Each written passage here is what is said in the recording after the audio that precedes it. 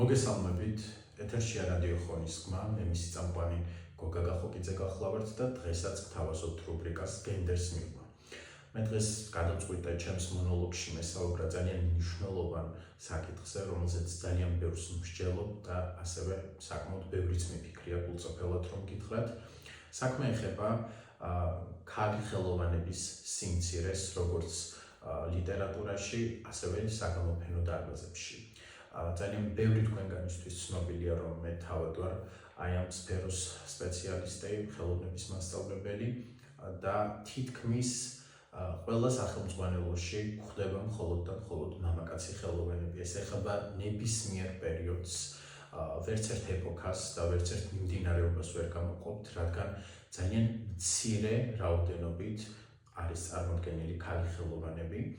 ერთადერთი გამონაკლისი შეიძლება ამ კუთხით ითქვას არის საქართველო, იმიტომ რომ შედარებით უფრო მეტი ქალი ხელოვანი არის ამ შემთხვევაში წარმოდგენილი სახელმძღვანელო წიგნებში იგივე, თქვათ ქეთევან მაღალაშვილი, ელენე ახვლედიანი, მაგრამ პირობითად თუ ჩვენ ავიღებთ რენესანსის, ბაროკოს, კლასიციზმის, ან თუნდაც შუა საუკუნეების ხელოვნებას, ფაქტიურად არც ერთი ქალი ხელოვანი არ გვხვდება.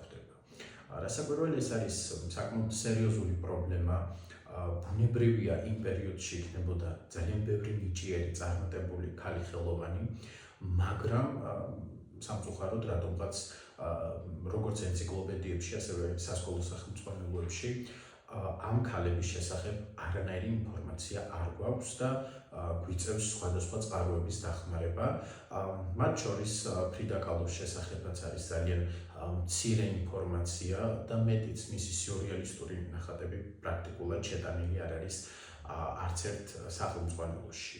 რა თქმა უნდა, არსებობს ბევრი ალბომი, სადაც შეიძლება უფრო მეტად იყოს წარმოდგენილი, თქვათ იგივე ფრიდა კალოს ნამუშევრები, მაგრამ ეს არის ძალიან მცირედი, რაც ახალგაზრდებისთვის პრაქტიკულად ქმნის იმ გარემოს, რომ ისინი ვერ ეცნობიან და არ იციან ქალი ხელოვანების შესახებ.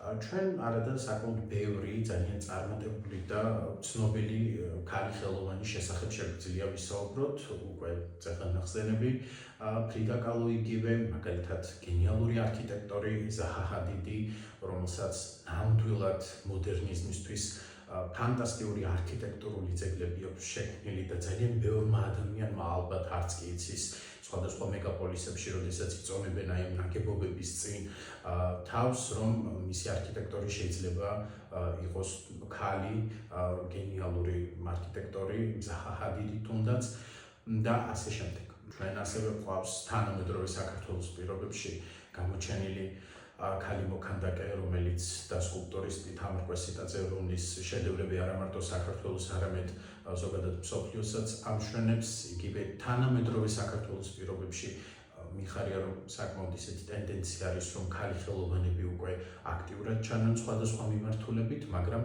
მე დღეს მაინც ვსაუბრობ უფრო მეტად ფერწერის და ქანდაკების მიმართულებით, სადაც ნაკლებობა არის ნამდვილად ქალი ხელოვანების, განსაკუთრებით იმ პერიოდებში, როდესაც ხელოვნების აღზევების ხანა იყო, იგივე რენესანსი, ბაროკო, როკოკო, კლასიციზმი და ასე შემდეგ.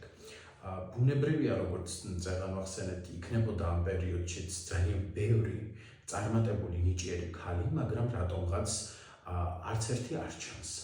აქ ძალიან დიდი სიღრმისეული პრობლემა, იმიტომ რომ შეუძლებელია მაშინ, როდესაც იმპრესიონიზმი ან პოსტიმპრესიონიზმი იყიდებდა ფეხს და მთელი გენიალური მხატვრები, რომლებიც წარმოადგენენ ამ მიმდინარეობებს, რა თქმა უნდა, ქალიც იქნებოდა ალბათ ნიჭიერი მხატვარი, ვინც ამ სტილში დახატავდა, მაგრამ რატომღაც მათი არც ერთი ნამუშევარი ჩვენამდე არ არის მოღწეული, ან არის მოღწეული მხოლოდ და მხოლოდ ძალიან მწირი რაოდენობით.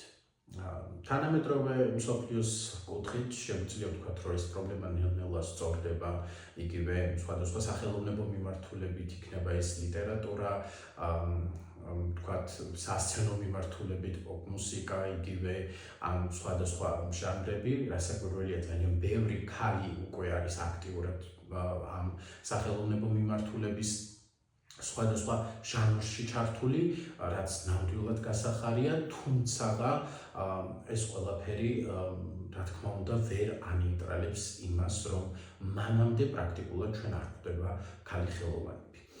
ამ ყველაფრის გამოსავალი შეიძლება თქვათ იყოს ის, რომ ძალიან ბევრი ქალი უნდა დაინტერესდეს იგივე ფერწერით, ქანდაკებით, არქიტექტურით და ეს პროფესიები არ შეიძლება იყოს სტიგმატიზირებული როგორც მხოლოდ და მხოლოდ მამაკაცებისთვის შესაფერისი, რა თქმა უნდა ძალიან ბევრ ქალს შეუძლია ამ პროფესიებში საკუთარი თავის ძალიან კარგად წარმოჩენა.